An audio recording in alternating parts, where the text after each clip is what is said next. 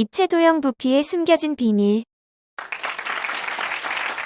영상 목차에 대해 알려드립니다. 입체 도형의 두 가지 성질에 대해 살펴보려 합니다. 먼저 아르키메데스의 부피비가 무엇인지 실험으로 먼저 확인하고 식으로 직접 유도해 볼 것입니다.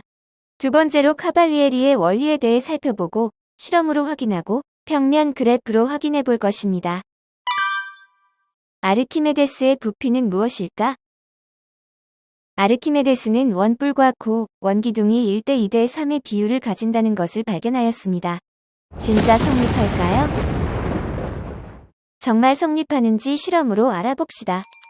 실험을 간단히 설명하겠습니다. 원뿔과 반구 모형 2개, 원기둥 모형에 물을 담을 수 있는 용기를 준비합니다. 각각은 1대 2대3의 부피비를 갖는 것을 보이고 싶습니다. 간단히 말하면 원뿔의 물과 반구의 물이 일치한다는 것을 먼저 보이고, 두 번째로 원뿔과 두 반구의 물을 합치면 원기둥의 전체 물이 되는 것을 보이겠습니다. 용기가 서로 물이 잘 빠지지 않아서 직각 기둥 용기를 활용하겠습니다. 물을 원뿔에 채워 두 부피가 같은지 확인해 보겠습니다. 직육면체 모양의 용기를 활용하여 물을 이동시키려 합니다.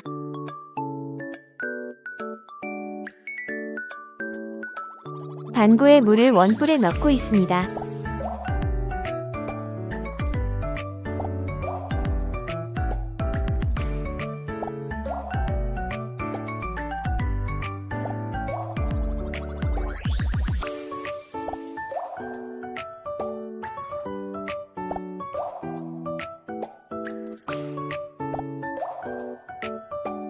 정확하게 원뿔을 가득 채웠네요.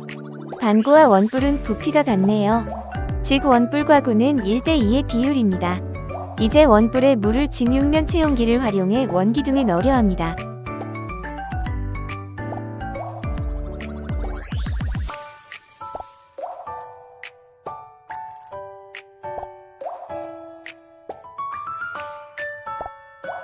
원뿔에 있던 물이 모두 채워지면 원기둥의 3분의 1만큼 채워지겠죠?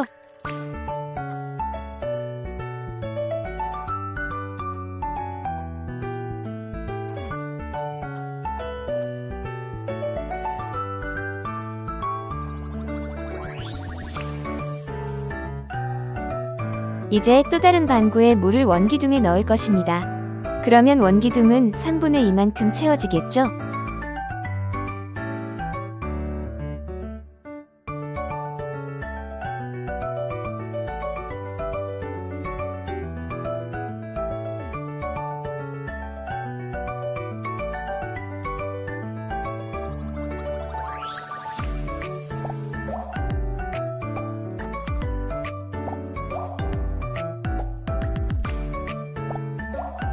남은 3분의 1은 원뿔에 물로 채우려 합니다. 만약 다 채워진다면 아르키메데스의 부피 비율이 성립하는 거예요. 원뿔에서 덜어낸 물을 채워넣고 있습니다.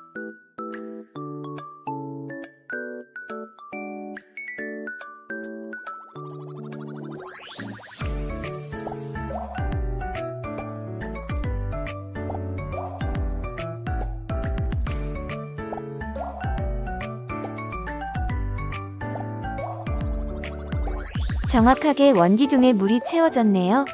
눈으로 확인 완료. 식으로 직접 구해봅시다.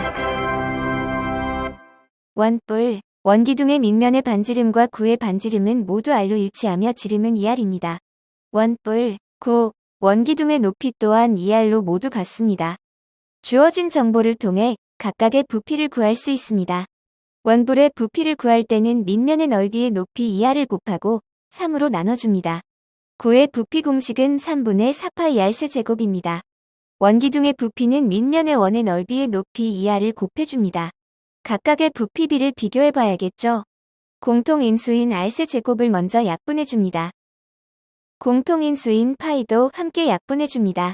그리고 모두 3씩 곱해줍니다. 그러면 비율이 2대 4대 6이니 약분하면 1대 2대 3이 되겠죠? 이제 카발리에리의 원리에 대해 알아봅시다. 카발리에리의 원리는 무엇일까요? 카발리에리의 원리는 예상하셨겠지만 이탈리아 수학자 카발리에리가 발견한 원리입니다. 이 차원에서는 단면의 길이가 같으면 그 도형의 넓이는 변하지 않는다는 성질을 가집니다. 아래의 정사각형과 평행사변형은 수평에 평행한 선을 그었을 때 선분의 길이가 모두 항상 같으므로 넓이도 같다는 주장입니다. 실제로 넓이를 구해보면 밑변의 길이와 높이의 길이가 같기 때문에 넓이가 같겠죠. 차원에서는 단면의 넓이가 같으면 그 도형의 부피는 변하지 않는다는 성질을 가집니다. 쉽게 말하면 오른쪽 그림처럼 동전이 여러 개 쌓여있다고 생각해보세요. 왼쪽은 동전이 삐뚤게 쌓여있고 오른쪽은 반듯하게 쌓여있죠. 두 입체 도형의 부피는 어떤 관계가 있을까요? 예상하셨겠지만 같습니다. 그렇다면 진짜 성립할까요? 정말 성립하는지 실험으로 알아봅시다. 간단히 설명하겠습니다. 왼쪽 그림은 밑면이 정사각형이고 높이가 같은 입체 도형입니다. 편백나무를 직접 넣어 부피가 같음을 확인하겠습니다. 오른쪽 그림은 밑면이 정삼각형이고 높이가 같은 입체 도형입니다. 마찬가지로 편백나무를 넣어 부피가 같음을 확인하겠습니다. 밑면의 한 변의 길이가 같은 정사각형이고 높이가 같은 두 입체 도형의 부피를 비교해 보겠습니다. 직육면체에 편백나무를 가득 채워보겠습니다.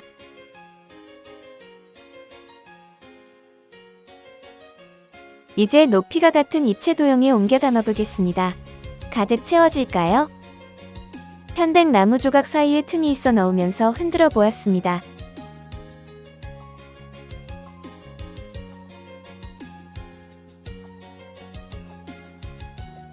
가득 채워지는 것을 보니 두 부피는 같네요. 이번엔 밑면이 합동인 정삼각형이고 높이가 같은 두 입체 도형을 준비했습니다. 마찬가지로 부피가 같을까요? 같은 방법으로 편백나무 조각을 가득 채워넣고 다른 입체 도형에 옮겨보려 합니다. 편백나무 조각 사이 공간을 좁히기 위해 덜으면서 흔들어 주었습니다. 옮기는 과정에서 몇 개 조각이 흘러 정확히 같지는 않지만 거의 유사한 것을 확인할 수 있었습니다. 카발리에리의 원리 눈으로 확인 완료.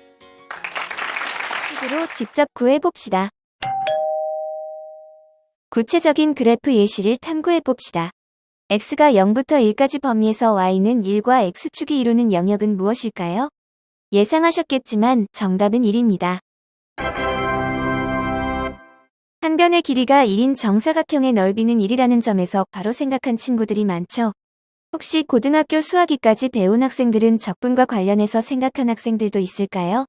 그렇다면 아마 인테그랄 기호를 표현하여 나타낸 식을 생각해냈을 수도 있겠네요.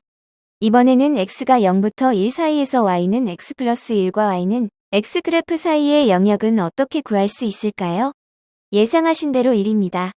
많은 친구들이 평행사변형을 떠올리면서 밑변 곱하기 높이가 1이라서 넓이를 1이라고 생각했을 텐데요. 혹시 이번에도 적분과 관련하여 식을 구한 학생도 있을까요? 식은 이렇게 표기할 수 있겠습니다. 아까 본 정사각형과 이 평행사변형은 세로의 길이가 계속 1로 같다는 특징이 있고 결국 넓이도 같아 카발리에리의 원리가 적용됩니다. 너무 당연하다고요? 그렇다면 이번에는 같은 범위에서 y는 x제곱 플러스 1과 y는 x제곱과 둘러싸인 넓이는 어떻게 구할 수 있을까요? 왠지 1일 것 같지만 앞의 두 경우처럼 넓이를 쉽게 구할 수 있는 기본 도형을 떠올리기 쉽지 않죠? 이번의 경우에는 어쩔 수 없이 적분을 활용하여 넓이를 구해야 확인할 수 있습니다. 식을 써보면 다음과 같고 결과적으로 넓이가 1이 됨을 확인할 수 있습니다. 모양이 조금 다르게 생겼지만 수직으로 그었을 때 길이가 계속 1이기 때문에 앞의 도형 넓이와 같다는 것으로 역시 카발리에리의 원리가 적용된 결과임을 그래프와 수식으로 직접 확인했습니다. 여러분도 여러분만의 예시를 만들어서 직접 확인해 보시면 더 재밌을 거예요. 수학체험센터에서 아르키메데스의 부피비와 카발리에리의 원리를 체험할 수 있는 곳을 같이 찾아가 봅시다.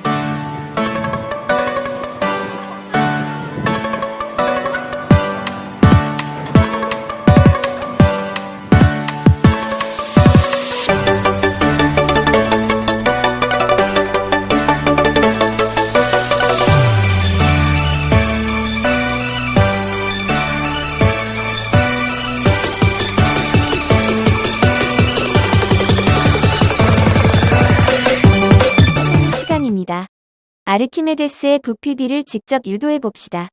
또 카발리에리의 원리가 적용된 도형의 넓이를 직접 구해 봅시다. 감사합니다.